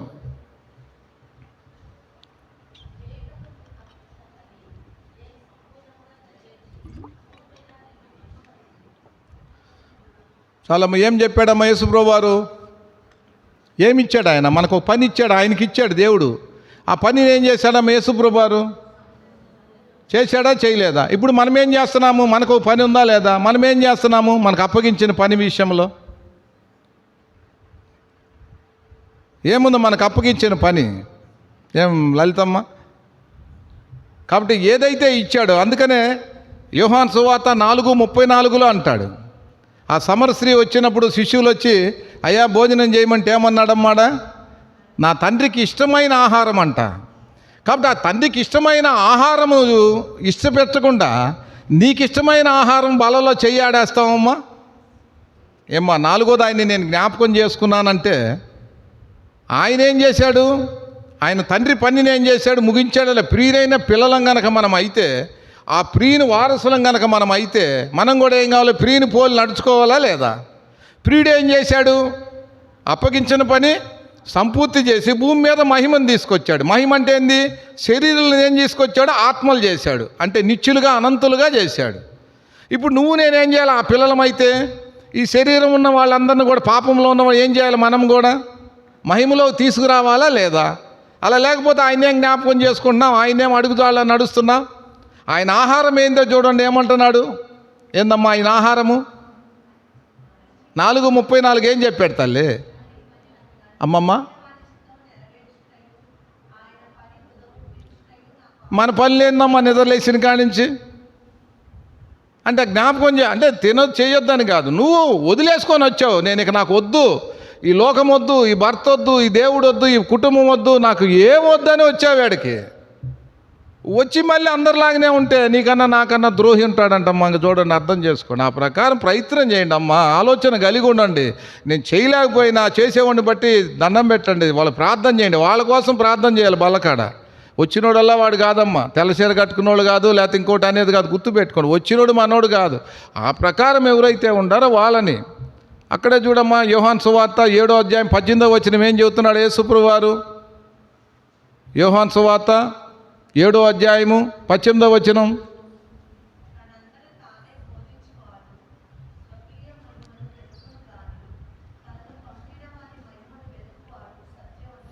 ఏమర్థమైంది తల్లి? యేసుప్రభు సత్యవంతుడా అసత్యవంతుడా? ఎక్కడైనా ఆయన బోధలు ఎవరినమ్మా అది చూడండి అమ్మ, పదాలు చూసుకోండి. ఇది దాన్ని బట్టి ఇక్కడ ఉన్న వ్యక్తి ఎవరు, చెప్పే వ్యక్తులు ఎవరు, మనం ఎలా ఉన్నాము, మన పరిస్థితి ఎలా ఉందో దాన్ని పరీక్షించుకోవాలి, ఎగ్జామ్ చేసుకోవాలి. అది బల్లంటే ఆయన ఎవరు? తను మహిమను ఎత్తుకున్నాడు ఎవరు? రాత్రి నేను ఏదో చూస్తూ ఉంటే ఒక దైవజనుడు కొడుకు, ఆ దైవజనుడు అంటాం కూడా పాపం, ఒకప్పుడు ఊపాడు జైశాలంట, అంతా కూడా ఊపాడు. ఆయన ఎప్పుడు చేయగాక ఏదికన్నా మా నాన్నగారు మా నాన్నగారు మా నాన్నగారు మా నాన్నగారు అలా. అబ్బా మా నాన్నగారు మా నాన్నగారు ఏంది నాన్నకన్నా అన్న వదిలేశారు. సొమ్ము ఒకటిది, సోకు ఒకటిది. కాబట్టి మనం ఇక్కడ ఎవరు మహిమని ఎత్తుకుతున్నాము? యేసుప్రభు సాక్షాత్ దైవ కుమారుడై కూడా ఆయన ఏం చేశాడు? తన మహిమని ఎక్కడ కూడా కనపరుచుకోవాలి, దేవుని మహిమను తీసుకొచ్చాడు. ఇప్పుడు మనం ఏం చేయాలి? దాని విషయంలో అర్థం చేసుకోవాలి. కాబట్టి ఆ పని అనేది ఈ రోజున నీకు నాకు అనుగ్రహించాడా లేదా దేవుడు? అది మనకు ప్రశ్న. 2 కొరింథీయులకు రాసిన పత్రిక ఇదే మీరు చూసుకోండి. అయ్యా యేసుప్రభు కంటే పని లేదు, ఆయనకేదో దేవుడు అప్పచెప్పాడు కాబట్టి చేశాడు, మాకేం పని చెప్పాడా అని మీరు అడగవచ్చు. పౌలు గారు చెప్తున్నాడు చూడమ్మా, 2 కొరింథీ 5వ అధ్యాయము 18వ వచనం చూడు తల్లి, 18, 19.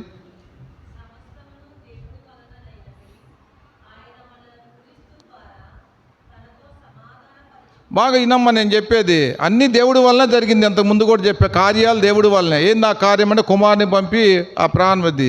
ఇప్పుడు ఆ కార్యాలు సమస్తము దేవుడి వల్ల అయినవి. అయితే ఇప్పుడు ఏం చేశాడు దేవుడు? ఏం చేశాడు అక్కడ చూడమ్మా, అది క్వశ్చన్. ఆన్సర్ ఏం చెబుతున్నాడు? ఆయన ఏం చేశాడు ఆ కార్యం అంటే కుమారుని ద్వారా నిన్ను నన్ను ఏం చేశాడు తల్లి? సమాధానపరిచాడు. మంచిది. ఇప్పుడు ఆ సమాధానపరిచాడంటే ఇప్పుడు మనం ఎవరు అయ్యాము? ఆయన కుమారులం అయ్యామా లేదా? ఆయన కుమారులైన మనం ఏం చేయాలని చెప్తున్నాడు? చూడండి అమ్మ, ఎంత అసమానమైన మాటలు అవి. ఒక ప్రబుద్ధుడు అన్నాడు, ఎవరు చెప్పారు బోధ చేయమని, ఎవరు చెప్పాడు ఈ చేయవద్దని? అజ్ఞానం. మనమే బోధకులంగా సంపూర్ణ ప్రతి ఒక్కడు కూడా దేవుడు ఈబడింది అందరికీ, అది చెప్పడానికే మనం బతికిచ్చింది. ఏముందమ్మాడా పని అంటే? ఆ పని ఎవరికి ఇచ్చాడు తల్లి? యేసుప్రభు ఇచ్చిన పనిని మహిమ తీసుకొచ్చినప్పుడు తండ్రికి, నీకు అప్పకి ఇచ్చిన పనిలో నువ్వేం మహిమ తెస్తున్నావు బిడ్డా? ఉందా లేదా తల్లి? పోని ఆ పని ఏంది అంటున్నాడు? అనేకులు సమాధానపరచమని చెబుతున్నాడు. అయితే ఎలా సమాధానాలు పరచాలని కూడా చెబుతున్నాడు. 19 చదువు తల్లి.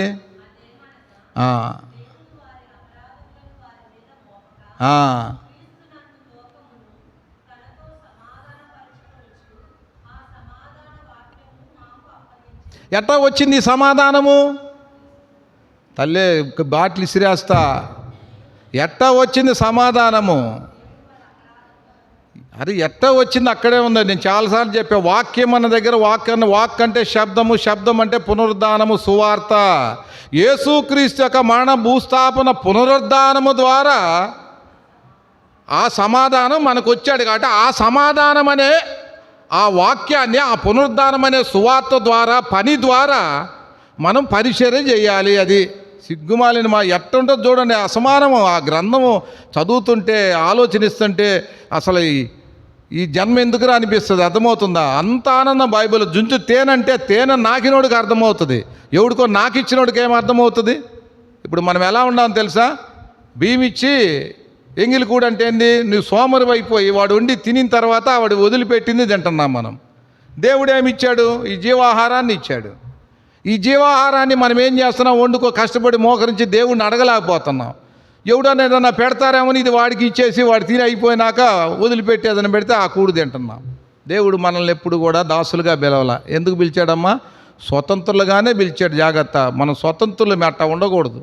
కాబట్టి అలాంటి ఈ రోజున ఆ పని పరిచర్య యేసుప్రభు వారు చేసి శ్రమపడిందంత ఎవరమ్మా? సొమ్ము అంత ఎవరిదమ్మా? ప్రభుదా కాదా? సోక ఎవరిదమ్మా? ఆయన చేసింది నువ్వు చెప్పడానికే నీకు మాయరోగం వస్తే, మాయరోగం బాగానే ఉంటుంది, ఆ రోగం వేరు, ఈ రోగాలు వేరు. ఇంకా చేసిన ఆయన ఎంత బాధపడతాడు తల్లి. అంటే ఇప్పుడు నువ్వు ఎక్కడున్నావు తల్లి? ఆ పరిచర్యలో లేవు, ఆయన నందు లేవు, ఆయన మీద నువ్వు కట్టబడలేదు. కుల క్రైస్తవులుగానో నామకార్థంగానో వచ్చిపోయేవారు అతిథులుగానో మనం జీవిస్తున్నామే కానీ నిజమైన క్రీస్తుని నిజమైన పునాది మీద మనము కట్టబడిన వారుగా లేనప్పుడు ప్రకటన 21:5లో నువ్వు నేను పేరు రాయరు అని గుర్తుపెట్టుకోండి. కాబట్టి 4వ మాట ఏం చెప్పానమ్మా? 4వ మాట 1 కొరింథీ 15:49 ప్రకారముగా మనం ఆదాములాగా మట్టితో చేయబడినప్పటికీ కడమాదామని యేసుక్రీస్తు మట్టిలాగా మనం ఉన్నప్పటికీ మనం ఎలాంటి వారుగా ఉండామమ్మా? రెండో ఆయనలో ఉన్నాం కాబట్టి రెండో ఆయన మనకి ఏం చేశాడు పని విషయం తండ్రికి, మనము కూడా ప్రభు అయిన యేసుక్రీస్తు వారికి ఆయన ప్రాణి అయితే ఆదాము ఈరోజు కడమాదాం జీవింపజే ఆత్మ అయినట్టుగా ఈరోజు ఆయన నిన్ను నన్ను జీవింపజేశాడు. కాబట్టి మనము కూడా ఆ ప్రభులాగానే ఏం కావాలమ్మా? ఆయన చేసిన పనిని మనము ఏం కావాలి? తుదముట్టించినప్పుడే నీకు అది ఉంటుంది, లేకపోతే కష్టం. 4వ తలంపు. 5వ మాట చూసుకొని ముగించేద్దాం, టైం చాలదు కాబట్టి. పేతురు రాసిన మొదటి పత్రిక 3వ అధ్యాయము 15వ వచనం.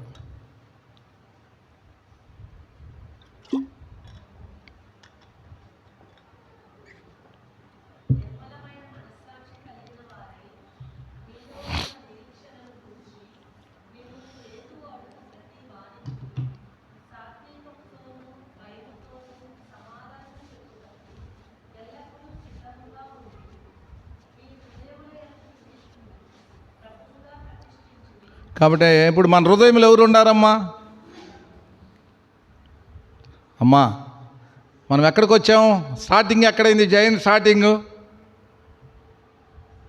జైన్లో ఏం స్టార్ట్ చేసామమ్మా? మనం ప్రార్థన చేసిన తర్వాత కొలసి 1 స్టార్ట్ చేసాం కదా. ఇప్పుడు మన హృదయం ఏముంది? విరోధం ఉంది దేవుళ్ళో. మన హృదయంలో ఎవరు ఉండారమ్మా? ఇందాక చూసాం కదా, దేవుడికి విరోధులుగా ఉండాం, దేవుడికి దూరస్తులుగా ఉండాం. మనం చూసాం కదా, కొలసి 1:21. ఇప్పుడు అలాంటి మనల్ని ఇప్పుడు మన హృదయంలో ఎవరుండారు తల్లి? అది ఆయన భర్తగా ప్రభు అంటే ఏలుబడి చేసే ఆయన మనం ప్రతిష్ఠించుకున్నాం. ఇప్పుడు ఆయన అడిగే హేతు అంటే ఏందమ్మా? మీలో ఈ కారణం అడిగే ప్రతి వానికి మనం ఏం కావాలి తల్లి? అది సాత్వికం అంటే చూసుకో. మొన్న ఒకరోజు పాపం లక్ష్మి చాలా దేవుడు ఆ అమ్మాయికి మళ్ళీ బయలుపరిచాడు మనోనేత్రాలు.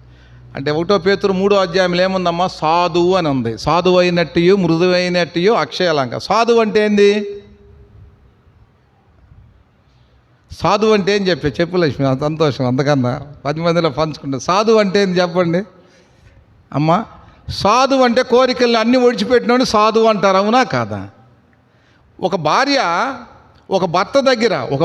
భర్త దగ్గర సాధువుగా ఉంటుందా? అంటే ఒక భర్త దగ్గర ఒక ప్రభు అంటే ఆయన ఏలుబడి ఆయన దగ్గర ఎవరమైనా సరే ఆశించి ఆ భర్తతో కాపురం చేస్తామా? ఆశించకుండా ఆ భర్తతో కాపురం చేస్తామా? ఎనీబడి ఎవరైనా ఉంటే బతికి ఏ స్త్రీ అయినా సరే భర్తతో మనం ఉండామంటే మనము ఆశించి ఉంటామా? ఆశించకుండా ఉంటామా? చెప్పు సరసన. మేము వేరే మాట అసమానమైంది ఇది. సాధువు అనే పదానికి అర్థం, సాధువు అంటే కోరికలు ఆశించేవాడు కాదని అర్థం. పేతురు గారు ఏం చెబుతున్నారు? అమ్మ స్త్రీలారా మీరు సాధువులాగా ఉండండి అని చెప్తున్నాడు. అంటే మీరు ఏది కూడా మీ భర్తలను ఆశించకుండా మీ భర్తలతో మీరు ఉండారనుకో, అవిశ్వాసైన భర్త కూడా లోకంలో అనేకుల కేంద్ర భార్యలు అది కావాలి ఇది కావాలంటే ఈ భార్య ఏంది ఏం అంటలేదురని వాడేమవుతాడు? మారతాడా లేదా? మరి నువ్వెవరు అమ్మా? సాధువా? ఆయన సంఘము సాధువా? ఎలాంటిది? ఆయన స్వరక్తం ఇచ్చిన సంఘమైన భార్య సాధువైంది, మృదువైంది. అయితే నీ భర్తను ఏమైనా అడుగుతావు తల్లి? ఆశించేదన్నా నువ్వు పని చేస్తావా? ఈ మాట కోపం తట్టుకోలేకపోతున్నా, దేవుడు క్రోధం వస్తుంది. ఎవరైనా ఇక్కడ ఏదైనా సరే లైవ్లో వినేవాళ్ళు ఎవరైనా సరే ఆశించి చేసేది ఆయన భార్య అవుతుందా? కానీ నీ నిజంగా ఆ ప్రభువు నువ్వు ప్రతిష్ఠించుకుంటే, నువ్వు ఆశించకుండా చేస్తే ఆ ప్రభు చూసావా ఆయన ఎంత నీ ఎందు అర్థం చేసుకో. ఆదికాండంలో కూడా ఆదాంతో దేవుడు అంటాడు, నీ ప్రసవ వేదన నేను హెచ్చించదని అంటాడు. అందువల్ల నువ్వు కుమారునో కుమార్తెనో కంటావు కాబట్టి ఆ పురుషుడికి ఏమైంది? నీ వల్ల వాంఛ కలిగిద్ది అంటాడు. నువ్వు కనకపోతే ఆడికి వాంఛ లేదంటాడు, అంతే. ఈరోజు ఆయన భార్య అయిన సంఘం నువ్వు నేను ఆయన మీద వాంఛ కలిగి మనం ఎప్పుడైతే ఈ ఆత్మ సంబంధమైన బిడ్డలకు అంటామో అప్పుడు నీ మీద ఆయనకు వాంఛ కలిగిద్ది. ఎన్నాళ్ళు మనం రక్షించబడి ఎన్నాళ్ళు తిరిగి జన్మించి నీ బతుకులో నా బతుకులో ఒక బిడ్డను కన్నామా? ఇంక నీ మీద ఆ భర్తకి ఆడ వాంచి ఉంటుంది తల్లి. అసలు నువ్వు ఆ పనిలో ఆడుండవు తల్లి. నీ వాంఛ కోసం, శరీర సంబంధమైన వాంఛ కోసం, లోక సంబంధమైన వాంఛ కోసం, దృశ్యమైన వాంఛ కోసం, నీ కలిగిన పిల్లల వాళ్ళ వీళ్ళ కోసం వాంఛ కోసం నువ్వు బ్రతుకుతున్నావు, జీవిస్తున్నావు. నీ మీద ఏం లేదు తల్లి భర్తకి, నీ ప్రభువుకి ఏం లేదు తల్లి. కాబట్టి క్రైస్తవుడా, ఓ క్రైస్తవురాలా, ఏదైనా సరే పని కానీ పరిచర్య కానీ ఏదైనా సరే నీ భర్తతో నీ ప్రభుతో నువ్వు సాధువుగా లేకపోతే, మృదువుగా లేకపోతే నీకు ఆడ భర్త ఉండదు, గుర్తుపెట్టుకో. కాబట్టి హేతు అడుగు ప్రతి వాడికి మనం ఎలా ఉండాలమ్మా, సాత్వికతము అది మనం అర్థం చేసుకో. అలా ఎప్పుడైతే మనం ఉంటామో అప్పుడు 2 పేతురు 3వ అధ్యాయము 13వ వచనం, ఈ మాటతో మనం ముగించుకుందాం. 2 పేతురు 3వ అధ్యాయం 13వ వచనం.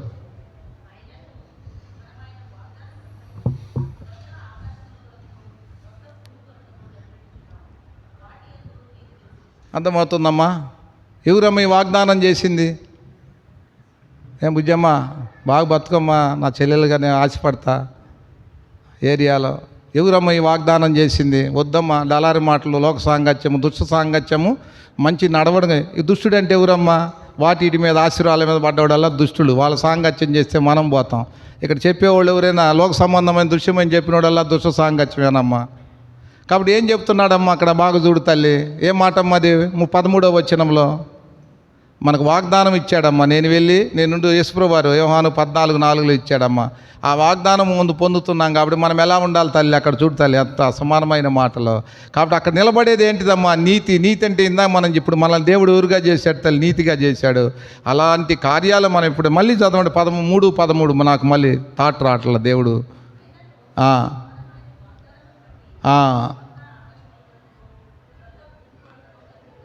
అర్థమవుతుందమ్మా? అమ్మా నిజం చెప్పండి, మనం ఎవరి కోసం ఉంటాం ఈ భూమి మీద చెప్పండి? మన మందిరానికి ఎందుకు వస్తున్నాం? చదివినాం కానీ, విన్నోళ్ళు కానీ, మన పిల్లల ద్వారా ఏమన్నా వస్తేనో, మన కుటుంబాల ద్వారా ఏమన్నా వస్తేనో, భర్తల ద్వారా ఏమన్నా వస్తేనో, దేవుడి దగ్గరికి వస్తే అని వస్తున్నామా? దేనికన్నా వస్తున్నామా? నిజం చెప్పండి తల్లి. ఇక్కడ కూడా చెప్తే మీకు ఇబ్బందులు వస్తాయి. అర్థమవుతుందా? అలా ఎవరమైతే సాధువుగా మృదువుగా మనం ఉంటామో వాగ్దానం మనం స్వతంత్రించుకుంటాం. ఎక్కడ తల్లి? కొత్త ఆకాశంలో, కొత్త భూమిలో అక్కడ నివసిస్తాం. నీతి అక్కడ ఎవరమ్మా? దేవుడు ఉంటాడు. దేవుడి దగ్గర యేసుప్రభు ఉంటాడు. యేసుప్రభు దగ్గరికి ఆయన భార్య అయినా మనము ఆ నివసించే అవకాశం ఉంటుంది. లేకపోతే నీ జీవితం, నా జీవితము సున్నా. మొదటి మాట ఏందమ్మా? నూతన జన్మ 5:17 ప్రకారంగా. 2 కొరింథీ. రెండోది ఏం చెప్పామమ్మా? ఏమో ఆత్మతో చెప్పాము. 3వది ఏం చెప్పామో? పోలిక చెప్పాము. 4వది ఏం చెప్పామో? అప్పగించిన పని. 5వ మాటమ్మా అక్కడ నీతి నివసించేది కాదు. హేతు అడుగు ప్రతి వానికి మనము సాధువుగా మృదువుగా మనం ఎప్పుడైతే బ్రతుకుతాం. మళ్ళీ మాకు కుటుంబ ప్రార్థనలో మమ్మల్ని బతికిస్తున్నాడు. ప్రతి మంగళవారం జరుగుతుంది. 30 మంది 25 బాగానే వస్తున్నారు. అయితే ఆ సాధు అనే పదం అనేది ప్రతిసారి దేవుడు ఏదో ఒక అసమానము ఆయన అమృతాన్ని ఇస్తున్నాడు. కమ్మగా మేము తాగి వెళ్తున్నాం. సాధు అనే పదం అనేది మీ జీవితంలో ఇనుండరో కనిండరు. సాధు అంటే అది. మనము సాధువుగా మృదువుగా అంటే ఆయన భార్య ఎలా ఉండాలమో అలాంటి తాత్పర్యం. అంటే ఆశించేదిగా భర్తతో కాపురం ఎప్పుడైతే చేయదో అప్పుడు ఆ అవిశ్వాసైన భర్త ఏమవుతాడు? రాబట్టే అవకాశం ఉంటుంది. కాబట్టి లోకంలో స్త్రీలందరూ ఎలా ఉంటారమ్మా? అక్షయ అలంకారం, క్షయమయ్యే అలంకారం ధరించుకొని ఏదేదో చేయాలని చూస్తారు. కానీ మనము అక్షయ అలంకారం ఏందో తెలుసా? అది నిలిచే అలంకారము, సాధత్వము, ఆశించకుండా చేసేదే భార్య. సంఘము కూడా ఒకవేళ 1 కోటి ఆత్మలు భక్సింగారులా ఇంకోలాగా సంపాదించిన ఆశించి చేస్తే నీకేం లేదమ్మా, పరలోకం ఉండదు. గుర్తుపెట్టు. 1 కోటి మంది నువ్వు రక్షించినా కూడా నీకు అది క్రైస్తవుడు ఏది కూడా ఆశించి చేయకూడదు. అది కూడా బైబిలే మళ్ళీ చెప్తున్నా. యాకోబు రాసిన పత్రిక 1వ అధ్యాయము 8వ వచనం చూడండి అమ్మ. అది కూడా మీకు చెబుతున్నా. ఎన్నిసార్లు చెప్పుంటా, మీరు ఆళ్లే, మీరు దీంట్లో లేరు కదా. మనం ఉండే వృత్తి వేరు కదా, మన పని వేరు కదా. ఏముందమ్మా? 1:7-8 ఉంటుంది చూడు తల్లి. దిమనస్కుడు అన్న దగ్గర ఒక మాట ఉంటుంది. ఏం తల్లి?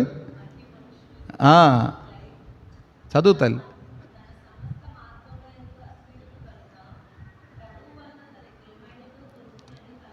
అర్థమైందమ్మా? ఇది నా మాట, బైబిల్ మాట బుజ్జమ్మ. మనం దొరుకుతుందని ఏమన్నా ప్రార్థన చేయొచ్చమ్మా? దొరుకుతుందని బతకొచ్చమ్మా? దొరుకుతుందని మందిరానికి రావచ్చమ్మా? భర్త దగ్గర నీకు దొరికేది ఏందమ్మా? నాకు దొరికేది ఏందమ్మా? పరలోక భర్త. నేను అడిగితే ఇచ్చాడా ప్రాణం? నువ్వు ఆయన ప్రేమిస్తే నిన్ను ప్రేమించాడమ్మా. అర్థం చేసుకోండి అమ్మా. నాకు ఆడవటం, ఆ యాక్టింగ్, క్రైస్తవ భాష రాదు. చాలామంది అన్న నీ క్రైస్తవ భాష రావట్లేదు అంటారు. నాకు రాదమ్మా యాక్టింగ్, అర్థం చేసుకోండి, సత్యాన్ని ఎరగండి, బైబిల్ చూడండి అమ్మా. మాట కఠినంగా ఉంటుంది కానీ మనసు లేదమ్మా, నోటికి కుష్టిగా హృదయానికి లేదు తల్లి. మీరు బతకనే నలుగురిని బతికించండి, మీ కుటుంబాలు వర్ధిల్లుతాయి తల్లి, తర్వాత బాధపడతారు, అవి మీకు అర్థం కాదు. నేను చెప్పేది త్యాగము. క్రైస్తవుడు అంటే అభిషక్తుల్లోంచి అభిషేకం పొందినవాడు, అంటే క్రీస్తుని వెంబడించేవాడు. అర్థమవుతుందా? క్రీస్తుని వెంబడించేవాడే క్రైస్తవుడు. అంటే అభిషక్తుడు ఏం చేశాడు అర్థం అంతా కూడా క్రైస్తవుడని ఇంకా సమర్పణ కలిగినోడే క్రైస్తవుడు. తను తాను ఉపేక్షించుకొని ఆయన సిలువలు ఎత్తుకొని వెంబడించేవాడే క్రైస్తవుడు అమ్మ. లోకాన్ని ద్వేషించేవాడు క్రైస్తవుడు. అంటే దేశం అంటే అదిగా కనపడేదాన్ని అదృశ్యంగా అది గుర్తుపెట్టుకోవాలి. లోకాన్ని ప్రేమించేవాడు క్రైస్తవుడు. లోకం అంటే ఎవరమ్మ? నశించే ఆత్మల కొరకు తన ప్రాణం పెట్టేవాడు క్రైస్తవుడు. దైవికమైన వాడు క్రైస్తవుడు, పరసంబంధి క్రైస్తవుడు, ఆత్మ అయిన వాడు క్రైస్తవుడు, మహిమ కలిగిన వాడు క్రైస్తవుడు, శరీరం లేనివాడు క్రైస్తవుడు, కోరికలు లేనివాడు క్రైస్తవుడు. కాబట్టి ఇన్ని గొప్ప అసలు ఈ బైబిల్లో వర్ణించలేం, వివరించాం. కాబట్టి అలాంటి ధన్యతలోకి నువ్వు నేను రాగలిగి ఆయన ఇచ్చిన గొప్ప సౌభాగ్యాన్ని మనం, సౌభాగ్యం అంటే ఏందమ్మా? అది అర్థం చేయ. సౌభాగ్యం అంటే అంటే 100 సంవత్సరాలు లోక ప్రకారంగా, అది యుగయుగాలుండే సౌభాగ్యాన్ని మనము తుచ్చమైన దానికోసం, లుచ్చే దానికోసమో, ఈ 4 గడిల కోసమో, కొడుకు కోసమో, కూతురు కోసమో, అల్లుడు కోసమో, అర్థమవుతుంది, కోడల కోసమో, వాటి కోసం వీటి కోసమో పోగొట్టుకుంటే ఇబ్బంది పడతారమ్మా. పెద్ద పెద్ద గడ్డ పలుగులు కూడా కొట్టుకుపోయినాయి అమ్మ. పెద్ద పెద్ద గడ్డ పలుగులు కూడా సావాసంలో గుర్తుపెట్టుకోండి. యూట్యూబ్ గారు నేను చెప్పకూడదు. గడ్డ పలుగులు ఏమైనాయి అమ్మ? కొట్టు. నీలాంటి నాలాంటి ఒగుడాకులు ఎంతమ్మా? దేనిని బట్టి అమ్మా? బిడ్డలను బట్టి, భార్యలు బట్టి, కుటుంబాలు బట్టి. కానీ మన కోసం ఆయన అర్థం చేసుకోండి, రక్షణ అనేది వ్యక్తిగతం అమ్మ. దేవునికి నాకే కానీ నా భార్య పిల్లలకు సంబంధం లేదు. ఆయన రక్షణ నా భార్య బిడ్డలకు వాడేనంటే నాకన్నా శాపగ్రస్తుడు ఇంకొకళ్ళు లేడు. అంతే. Praise lord. మోకరించండి.